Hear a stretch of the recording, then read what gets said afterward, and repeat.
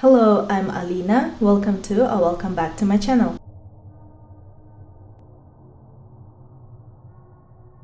Psychokinesis, also called telekinesis or mind over matter, is the ability to move or control objects using only the power of your mind. In Stephen King's Carrie, both the book and the movie, the character Carrie White had this power, along with pyrokinesis, the ability to control fire. Out of all the supernatural abilities, this is the one that most people would probably love to have. Imagine never needing to reach for the TV remote again. You could just use your mind to change the channel and spend the whole day relaxing. However, scientists and skeptics generally believe that any so-called evidence of psychokinesis is due to tricks or fraud. There are many books out there that claim to teach you how to develop this ability, often including exercises like rolling dice and trying to control which number appears. The problem is, this creates a feeling known as the illusion of control, where someone believes they are affecting the outcome, but in reality each dice roll has the same random 1 in 6 chance. One famous person who claims to have psychokinetic abilities is Uri Geller, known for his spoon bending act. He would lightly rub the spoon just below the bowl and it would seem to twist or bend. But skeptics have managed to recreate this trick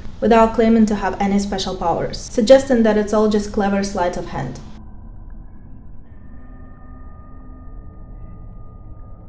Extrasensory perception, or ESP, is the ability to gather information without using your 5 senses, which is why it's sometimes called the sixth sense. A common way to test ESP is with a special deck of 25 cards known as Zener cards. These cards have 5 simple symbols: a circle, a square, a triangle, wavy lines, and a plus sign. In an ESP test, 2 people are involved. One person looks at the cards one by one, and the other tries to guess which symbol is on each card using only their mind. Since there are 5 possible symbols, you have a 1 in 5 chance, or 20% chance, of guessing the correct symbol just by luck. This makes it hard to prove whether ESP is really working based on just these tests. However, if you're told whether your guess is correct after each card, you might start improving your guesses using memory, a strategy called card counting. Zener cards are also used to test telepathy. In this test, the person looking at the cards tries not only to see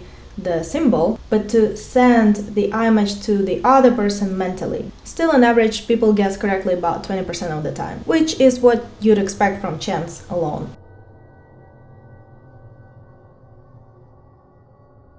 Telepathy is the ability to communicate with someone just by using your mind. In parapsychology, it's seen as a type of extrasensory perception. Telepathy often happens naturally during emergencies, like when a friend or family member is in danger, injured, or even killed in an accident. The person experiencing telepathy somehow senses the danger even from far away. This sense can show up in different ways. It might feel like a thought telling you something is wrong, come through dreams, visions, mental images, or even words that suddenly pop into your mind. Sometimes people hear voices in their heads, which is called clairaudience, or just know something is happening. These telepathic moments often lead the person, which is the receiver, to take action, changing plans, delaying travel, or calling the person they feel is in trouble. There are also cases where telepathy seems to occur between humans and animals.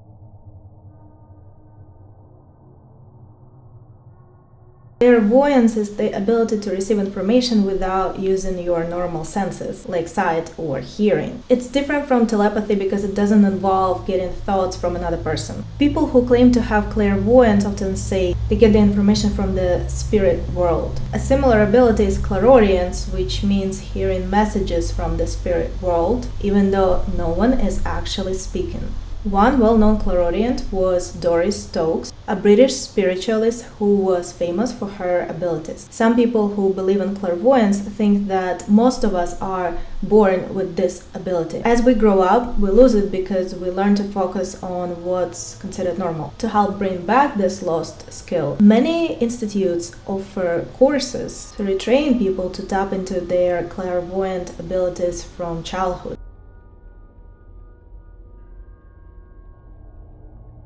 Pyrokinesis is the power to start or put out fires using only your mind. In Stephen King's book Firestarter, the main character is a young girl who has this ability. Although no scientific proof shows that pyrokinesis is real, some people in the field of parapsychology believe it could exist. Some also think there might be a link between this ability and the mysterious cases of the spontaneous human combustion, where people suddenly catch fire for no clear reason.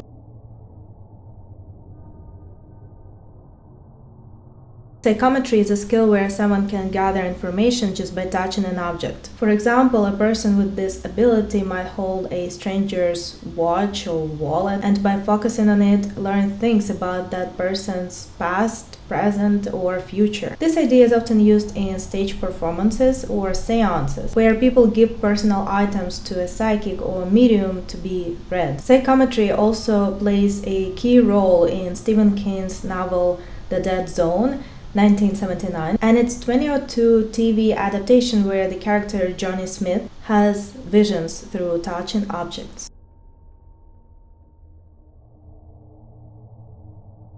This refers to the ability to predict future events, known as precognition. One famous psychic with this ability was Jean Dixon, an American who gained attention for supposedly predicting the assassination of President John Kennedy. In the 1956 issue of Parade magazine, Dixon wrote that the 1960 presidential election would be dominated by Labor and won by a Democrat, who would then either be assassinated or die in office, though she wasn't sure if it would happen during the first term. However, during the actual 1960 election, Dixon admitted that she saw Richard Nixon as the winner instead. Nixon thought highly of her and even made plans for a potential terrorist attack that Dixon had predicted. She also became one of the psychics consulted by Nancy Reagan during Ronald Reagan's presidency.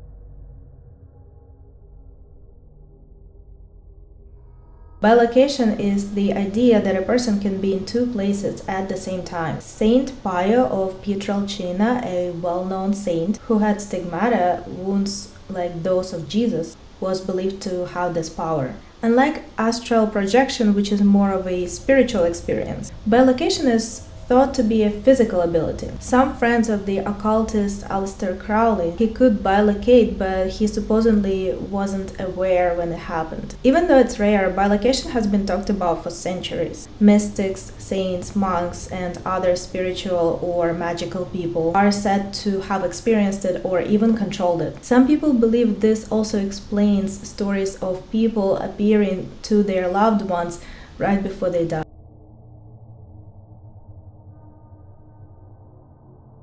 Postcognition is the ability to see events that have already happened, which is the opposite of precognition, which is seeing the future. Today, this ability is often used by police departments who ask psychics to help with tough, unsolved cases. A well-known example is in Stephen King's novel The Dead Zone, where the main character can see dark moments from someone's past just by touching them or something they own. While post-cognitive visions have sometimes helped in criminal investigations, most people still believe these visions are often fake. Some think that psychics research the crime beforehand and then give vague enough details to make it seem like they are genuinely helping.